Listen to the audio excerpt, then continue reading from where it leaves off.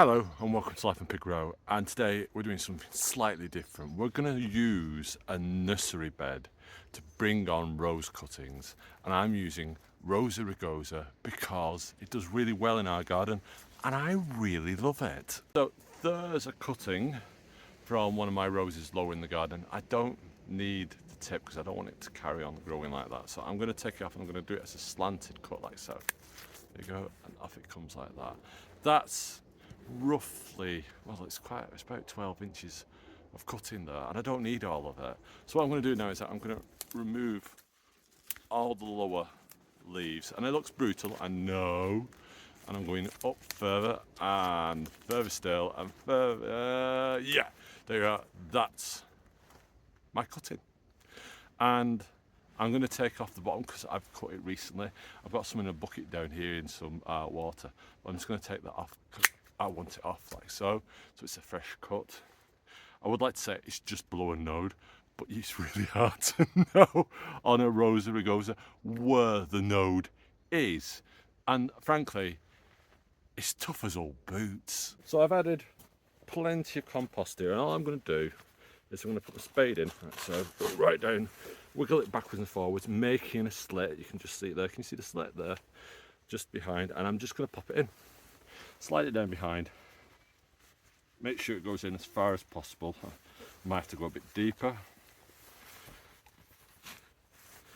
There we go. And I've got a board just to give me a straight edge. There we go. Take that out. There we go. In my rose goes. Move my spade. Firm it in. Now I can group these close together, and I'm going to show you what they look like at the end, and I'm going to explain why I'm doing them in a bed and not in a pot. And there you are, 14 roses, and I'm just going to give them a quick water because that's what you do, because they've just been put in the ground and they've had a bit of a shock. It's important that you do water them. Give them a good, well, give them at least an entire watering can, even if it's been raining today, which it has done. I'm going to make sure then all the soil is in contact with them. So why not in pots? Well, the simple reason is it saves money. Pots equal costs, not just the pot itself, but the actual bag. And before there was all this nonsense about dibbing down the side of the pot and putting your cutting in, this was the original way gardeners would do it. So they would take a plant that they like, and if it was particularly tough, like a rose, they'd put it in a nursery bed. You can do that with perennials as well in autumn. So you can choose a perennial that you like, slice it into, put it into a nursery bed, and it's more eco-friendly because you're not paying for compost. That compost isn't coming from miles and miles away, and more importantly, that plant is getting used to your soil conditions. It grows up with it, and I've discovered even with peat-free compost, and it does happen, and especially with peat compost, when you put the plant into the ground, the plant goes into shock.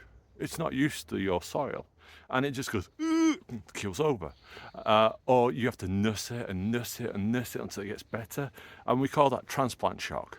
If you do this, you limit that because it's used to all the beneficial fungi, mycorrhiza, thrips, anything else that's living in your soil. It gets used to it from this moment, and all you need to do is do it in a part of the garden where there's no direct sunlight. That's really important. It's starting to rain now. I watered it and it's starting to rain. So until next time, it's goodbye from me on Life in Pig Row, and I'll run into the house now. Bye bye.